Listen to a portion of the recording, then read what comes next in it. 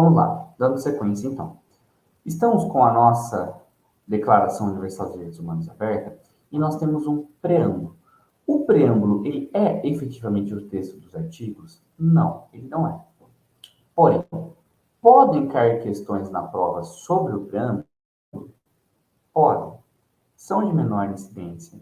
Não são a maioria das questões cobradas, mas já houve concursos em que foram cobradas questões do texto do preâmbulo. Então, se houve questões do texto do preâmbulo, não vamos correr o risco de que caia uma dessa na nossa prova e a gente não saiba responder. Então, vamos fazer juntos a leitura do preâmbulo e vamos estar pronto para enfrentar essa questão se ela surgir lá na nossa prova. Não tem jeito, tem que fazer a leitura, tem que estar pronto, tem que estar preparado, tem que saber o texto. É saber o texto da lei. Então, vamos juntos. Bom, vamos lá.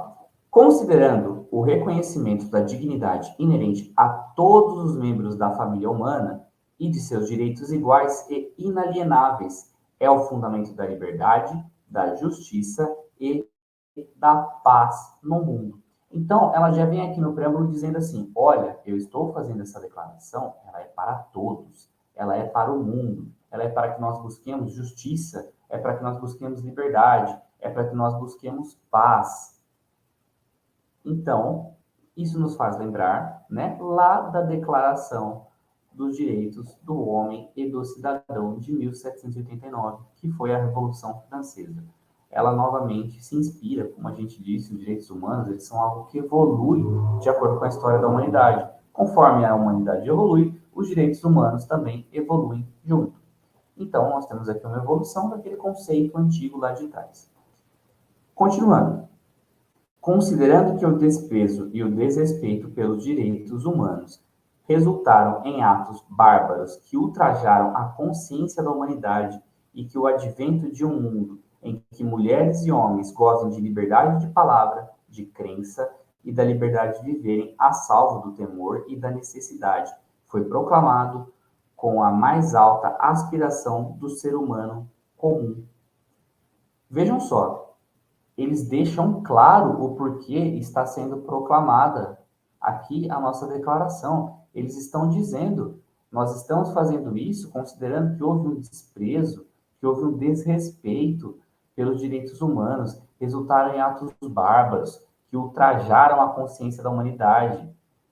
Então, ele está dizendo, olha, estou trazendo aqui para vocês, estamos trazendo para o mundo, nós, Assembleia das Nações Unidas, porque não queremos que esses atos que houveram lá no passado, que ocorreram no passado, não queremos que eles se repitam. Considerando ser essencial que os direitos humanos sejam protegidos pelo império da lei, para que o ser humano não seja compelido, como último recurso, à rebelião contra a tirania e opressão, considerando ser essencial promover o desenvolvimento de relações amistosas entre as nações. Então, eles querem, com essa declaração, promover a paz, inclusive entre as nações, tanto no âmbito interno quanto no âmbito externo. É para que a gente busque a paz tanto dentro do país quanto fora dele, nas relações internacionais. Considerando que os povos das Nações Unidas reafirmaram na Carta sua fé nos direitos fundamentais do ser humano, na dignidade e no valor da pessoa humana e na igualdade de direitos do homem e da mulher, e decidiram, do homem e da mulher, que decidiram promover o progresso social e melhores condições de vida em uma liberdade mais ampla. Pessoal, vamos dar uma lida aqui. Na dignidade e no valor da pessoa humana e na igualdade de direitos do homem e da mulher. Isso faz vocês lembrarem de alguma coisa? Estamos lembrando de algo lá da nossa Constituição? Estamos lembrando do artigo 5º, do inciso 1º. E ele diz o que lá para nós, vocês lembram? Que homens e mulheres são iguais em direitos e obrigações nos termos desta Constituição. Vejam só a semelhança. A nossa Constituição diz que homens e mulheres são iguais em direitos e obrigações nos termos da Constituição. E aqui, a nossa DUDH, ela diz que a igualdade de direitos do homem e da mulher, que decidiram promover o progresso social e melhores condições de vida em uma liberdade mais ampla. Então, vejam, já começamos logo no preâmbulo, nem entramos nos artigos e já estamos falando da imensa semelhança existente entre a nossa Declaração Universal de Direitos Humanos e a nossa Constituição de 1988. Considerando que uma compreensão comum desses direitos e liberdades é da mais alta importância para o pleno cumprimento desse compromisso. Eu pulei um parágrafo, né? Então, considerando que países membros se comprometeram a promover, em cooperação com as Nações Unidas, o respeito universal aos direitos e liberdades fundamentais do ser humano e a observância a esses direitos e liberdades. Então, estamos aqui todos compromissados a observar isso. Estamos compromissados a exercer tudo o que aqui está. Agora, portanto, a Assembleia Geral proclama a presente Declaração Universal dos Direitos Humanos como o ideal comum a ser atingido por todos os povos e todas as nações, com o objetivo de que cada indivíduo e cada órgão da sociedade, tendo sempre em mente essa declaração, esforce-se, por meio do ensino e da educação, por promover o respeito a esses direitos e liberdades e pela adoção de medidas progressivas de caráter nacional e internacional, por assegurar o seu reconhecimento e a sua observância universais e efeitos, tanto entre os povos dos próprios países membros, quanto entre os povos dos territórios sob a sua jurisdição. E agora, efetivamente, tendo lido o preâmbulo, tendo ciência do preâmbulo, do que trata o preâmbulo, do que ele fala, iniciamos nos artigos. Lembrando, é possível que caiam questões sobre o preâmbulo na sua prova, mas o mais comum são as questões dos artigos. Então, o dever de casa para vocês, após assistirem a aula, nós vamos ler o preâmbulo e vamos ler e reler os artigos, até que o texto dos artigos esteja massificado na mente de vocês. O que o examinador de vocês pode fazer, é comum que se faça, é criar uma confusão. Nós vamos ver, e eu vou mostrar para vocês, as semelhanças entre os artigos que trabalharemos a seguir com textos expressos lá na Constituição. E o que o examinador pode fazer? Ele pode colocar a alternativa pedindo para vocês o que está escrito na Declaração Universal dos Direitos Humanos, na nossa DUDH. E nas alternativas, ele colocar coisas que estão escritas na Constituição. Por quê? Porque não são coisas estranhas para vocês. Não são coisas que vocês nunca viram. E vocês vão ler aquele texto e falar, é isso. Eu já li isso em algum lugar. Mas você leu lá na Constituição. E o examinador vai estar te perguntando sobre a DUDH. Então, nós não vamos cair nessa pegadinha. Nós vamos ler a Declaração Universal e vamos falar dos pontos semelhantes entre ela e a Constituição. E aí nós vamos saber o que está na Constituição e o que está na nossa declaração, para não cair nessa pegadinha na hora da prova. A banca pode usar, mas nós estaremos preparados para ela. Então, dando sequência, leremos o artigo 1º. Todos os seres humanos nascem livres e iguais em dignidade e direitos. São dotados de razão e consciência e devem agir em relação uns aos outros com espírito de fraternidade. Olha só, pessoal, estamos falando aqui que todos os seres humanos nascem livres e iguais, em dignidade e direito. São dotados de razão e consciência, devem agir em relação uns aos outros com espírito de fraternidade. Lembram que eu falei lá da Revolução Francesa? Olha aqui no nosso artigo 1º mostrando como ela inspirou os direitos humanos e como ela inspirou também essa declaração, de certa forma. Lembram quais eram os valores que eles tanto pregavam? Liberdade, igualdade e fraternidade, certo? E o que nós estamos falando aqui no nosso artigo 1º? Estamos falando de liberdade, estamos falando de igualdade e estamos falando do espírito fraterno. Estamos falando de fraternidade. Beleza. Então, nós temos mais uma vez reafirmados para nós que todos os seres humanos nascem livres, não haverá escravos. Que todos os seres humanos nascem com igualdade de direitos. Então, essa nossa DUDH, ela é para todos os seres humanos. Vamos passar o slide.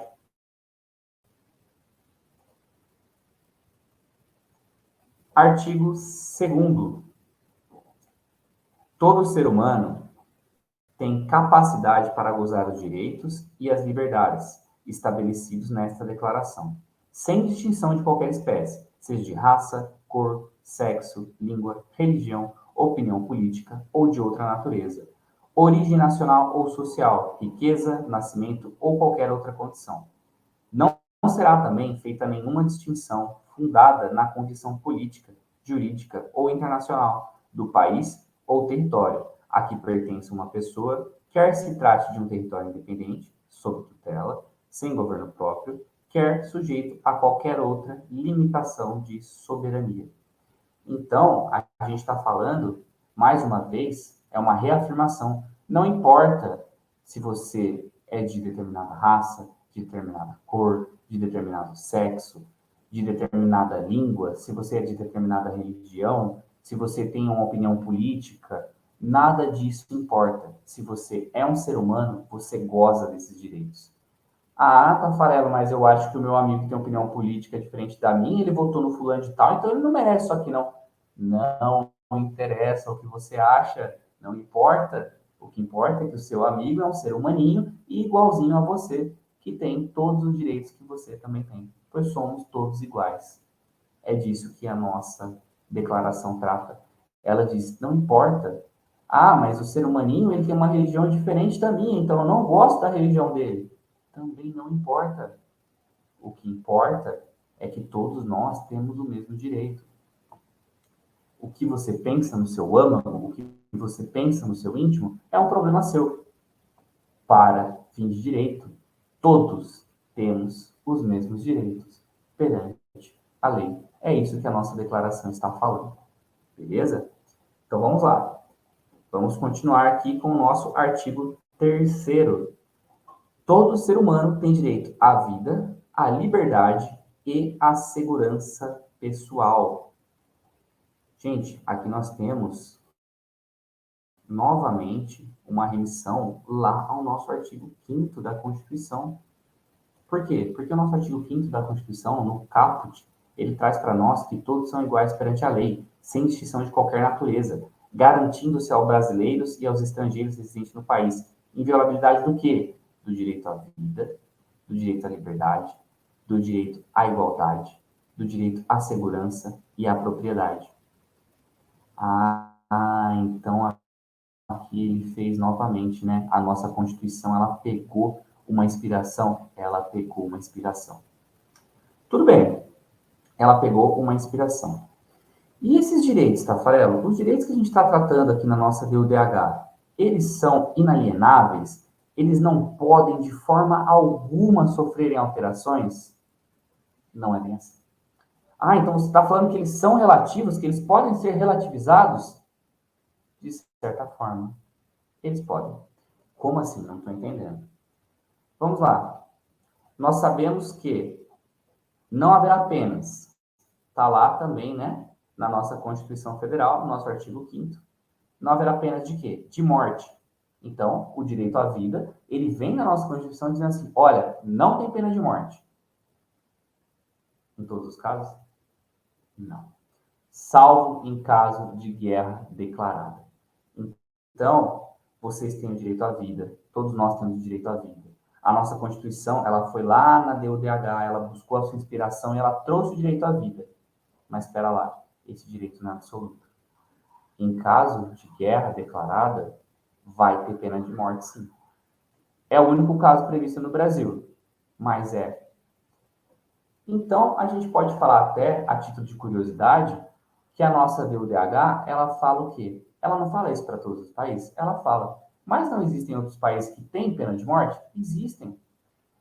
Vamos pegar os Estados Unidos como exemplo. Em determinados estados dos Estados Unidos, aqueles que cometem homicídios dolosos podem ser apenados com a pena de morte. E os Estados Unidos também não está submetido à nossa DUDH? Está. Existem outros países ainda que são apenados com esse tipo de pena. Temos como outro exemplo a Indonésia. Nós já vimos mais de uma vez casos de brasileiros que foram realizar tráfico internacional de drogas e foram pegos lá na Indonésia com as drogas. A Indonésia pune o tráfico internacional de drogas com pena de morte. Ah, então para onde que vale o que a DUDH está falando? Ela vale para todos, mas ela também diz, dentro do seu país, ela deixa subentendido, né? Dentro do seu país, você vai regulamentar. Todos têm direito à vida, mas existem as suas regulamentações próprias. Agora, no meu âmbito internacional, não vai ter a pena de morte. E onde que não vai ter? Lá no Tribunal Penal Internacional. Tá bom? Entendemos? Entendemos o que estamos falando aqui? Vamos para o próximo slide. Então, estamos agora no artigo 4º, certo? Certo. Ninguém será mantido em escravidão ou servidão. A escravidão e o tráfico de escravos serão proibidos em todas as suas formas. Para regular isso, além de tudo, nós ainda temos a OIT, que é a Organização Internacional do Trabalho, certo? Seguindo então, artigo 5º. Ninguém será submetido à tortura, nem a tratamento ou castigo cruel, desumano ou degradante. Olha só novamente. Primeiro que vocês sabem que no Brasil a tortura é um crime tipificado em lei própria, que é a Lei 9455 de 97. Então a gente já sabe que a tortura no Brasil ela também é punida, inclusive com uma lei especial, uma lei própria, que é a chamada lei de tortura. Tá bom. Então nós ainda temos em algum artigo da Constituição reafirmando isso que o artigo 5º fala para a gente, que ninguém será submetido à tortura, nem a tratamento ou castigo cruel, desumano ou degradante. Nós temos essas afirmações onde? Lá no artigo 5º também da nossa Constituição. E ele é trazido aqui para a gente no artigo 5º, no inciso 3º, que ele diz assim: ninguém será submetido à tortura, nem a tratamento desumano ou degradante. Percebem a semelhança entre um texto e o outro? É muito parecido, né? É, porque, como eu disse lá no começo para vocês, a nossa Constituição, ela se inspirou bastante na DUDH. Além de tudo, né, nós ainda temos previsto também na nossa Constituição que não haverá penas de caráter perpétuo, que não haverá penas de trabalho forçado, que não haverá penas de banimento, que não haverá penas cruéis, mas a semelhança maior que nós temos aqui, com certeza absoluta, é a do artigo 5º, inciso 3º, que diz que ninguém será submetido à tortura nem a tratamento desumano ou degradante. Continuando, então, o nosso artigo 6º, ele vai dizer que todo ser humano tem direito de ser, em todos os lugares, reconhecido como pessoa perante a lei. O que ele está falando aqui? Ele está falando da personalidade jurídica. Ele está falando que todos têm direito à sua personalidade jurídica, todos têm direito a ser reconhecidos como uma pessoa. Beleza? Vocês que estão estudando, dependendo do edital que vocês estão fazendo neste momento, vocês podem estar estudando um pouco de direito civil e pode estar caindo coisas sobre a personalidade jurídica no edital de vocês. Então, vocês sabem que, novamente, os direitos humanos, que são direitos transversais, eles estão presentes em mais de uma área do direito e estão presentes também ali na personalidade jurídica. Certo? Artigo 7º. Todos são iguais perante a lei e têm direito, sem qualquer distinção, à igual proteção da lei. Todos têm direito à igual proteção contra qualquer discriminação que viole a presente declaração e contra qualquer incitamento a tal discriminação. Então, a gente está falando aqui do ponto de vista da igualdade, a igualdade formal e a material. Aquela igualdade que está lá no caput do artigo 5º da nossa Constituição, que nós já fizemos a leitura, né, que nós já falamos dele aqui, mas nós podemos repetir de novo. O que diz o nosso artigo 5º? Vocês se lembram? Que todos são iguais perante a lei, sem distinção de qualquer natureza, garantindo-se ao brasileiro e aos estrangeiros residentes do país a inviolabilidade do direito à vida, à liberdade, à igualdade, à segurança, à propriedade, nos seguintes termos. E aí ele continua dissertando no artigo. Então, aqui nós falamos especificamente na nossa DUDH que Não haverá qualquer distinção. Todos são iguais perante a lei e não haverá qualquer distinção, qualquer discriminação que viole a presente. Inclusive, ele diz até que não deve haver o incitamento a tal discriminação. Então, você não pode nem incitar a discriminação. E quando a gente fala muito das liberdades individuais, a gente vai buscar conceitos filosóficos e nós temos Voltaire, que diz que eu posso não concordar com o que você diz, mas eu defenderei o seu direito de dizê-lo. Tudo bem, mas aqui existe algumas coisas que você não tem o direito de dizer. Lembra que eu dei um exemplo? Ah, fulano, meu amigo lá, meu conhecido, ele não merece os direitos humanos, porque ele votou no candidato tal, eu não concordo com ele. Olha, fulano tem mais é que ser torturado mesmo, tem mais é que apanhar, tem mais é que... Nesse momento, passa-se do ponto. Neste momento, está passando do seu direito. Você está incitando contra os direitos humanos. E isso é algo que não é possível, que não é permitido na nossa DUDH. Entendem? Entendem que neste momento, passa-se do ponto, que neste momento disse algo que não é permitido, algo que não deve acontecer? Exatamente. Artigo 8º. Todo ser humano tem direito a receber dos tribunais nacionais competentes remédio efetivo para os atos que violem os direitos fundamentais que lhe sejam reconhecidos pela Constituição ou pela lei. Nós temos novamente lá no artigo 5º, né?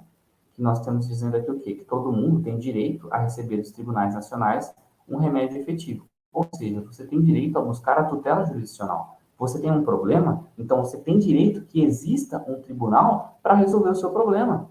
Você tem direito à existência de um tribunal onde você possa recorrer, onde você possa buscar uma tutela jurisdicional. É isso que ele está dizendo aqui para a gente, no nosso artigo 8º. E nós encontramos isso também lá na Constituição. Nós encontramos no artigo 5º, no inciso 78, que ele diz: a todos, no âmbito judicial e administrativo, são assegurados a razoável duração do processo e os meios que garantam a celeridade de sua tramitação. Ainda podemos falar até do inciso 35 também, né, do nosso artigo 5º, que a lei não excluirá da apreciação do Poder Judiciário lesão ou ameaça de lesão a direito. Então, a nossa Constituição diz: se você tem uma lesão ou uma ameaça de uma lesão ao seu direito, você pode buscar um amparo lá no Poder Judiciário. Você pode buscar o Poder Judiciário para que ele te socorra, para que ele te apoie, para que ele te salve. Isso está aqui no nosso artigo 8º. Bom, seguindo então agora no nosso artigo 9º. Ninguém será arbitrariamente preso, detido ou exilado. Ninguém será arbitrariamente preso, detido ou exilado. Primeiro que nós já podemos falar que, se existe uma prisão arbitrária, a nossa Constituição ela nos traz um remédio contra isso, que é o habeas corpus. Também é previsto lá no artigo 5º, inciso 48, se eu não estiver enganado. Ou 68. Acho que é o 68, perdão. Então, nós temos no artigo 5º, inciso 68, a previsão do habeas corpus, que ele é um remédio contra a prisão ilegal, contra a prisão arbitrária, certo? E nós temos ainda, na nossa Constituição, o artigo 37, que ele fala sobre o quê? Ele fala, dentre outros, sobre o princípio da legalidade da administração pública. Então, a administração pública, ela não pode prender alguém arbitrariamente. Ela deve seguir um rito, ela deve seguir um devido processo legal. A administração pública, ela deve agir apenas perante a lei. A administração só pode fazer o que a lei permite que se faça. Então, ela não pode realizar prisões ilegais. Ela não pode realizar prisões arbitrárias. Vejam como esse direito humano ele é tão transversal que ele une diferentes ramos do direito, ele une diferentes formas do direito para dizer isso aqui é essencial a todo ser humano, isso aqui não pode acontecer com nenhum ser humano. Então, nós temos contra isto o habeas corpus. E está dito lá na Constituição que conceder-se-á habeas corpus sempre que alguém sofrer ou se achar ameaçado de sofrer violência ou coação em sua liberdade de locomoção, por ilegalidade ou abuso de poder. Então, nada mais é do que reafirmar o que diz o artigo 4º. Se houver uma prisão ilegal, uma prisão arbitrária, caberá contra ela um remédio, que é o habeas corpus. Então, vejam, deste artigo 9º, podemos tirar lá da nossa Constituição o artigo 37, que nos diz que não haverá essa prisão ilegal. Por que não haverá? Porque ele vincula a administração pública ao princípio da legalidade. Ele não diz expressamente não haverá prisão ilegal, mas ele vincula a administração ao princípio da legalidade. Ponto. Mas e se houver, e se tiver essa violação ao direito, ou mesmo a ameaça a esse direito? Aí nós temos como um remédio constitucional, nós temos o nosso habeas corpus, para que cesse essa ilegalidade. Certo? Artigo 10º. Todo ser humano tem direito, em plena igualdade, a uma justa e pública audiência por parte de um tribunal independente e imparcial, para decidir seus direitos e deveres ou fundamento de qualquer acusação criminal contra ele. Então, aqui nós falamos do princípio do acesso à justiça, nós podemos falar de exercer a jurisdição, nós podemos falar de exercer o direito de forma concreta, né? Levando o caso ao conhecimento do judiciário, a um juiz independente. Para quem está estudando também processo penal, a gente fala até aqui que é o direito ao processo penal acusatório, certo? E nós podemos elencar aqui alguns artigos somados, alguns incisos somados lá do nosso artigo 5º. Quais serão esses? Vamos lá. Podemos elencar que não haverá juízo ou tribunal de exceção. Tafarelo, o direito constitucional cai na minha prova e a DUDH também. E agora que você falou do direito constitucional, eu não sei o que é um tribunal de exceção. Pessoal, lembre-se do Tribunal de Nuremberg, lá que fez o julgamento dos alemães nazistas. Um tribunal de exceção é um tribunal temporário, é um tribunal que surge para determinado fim.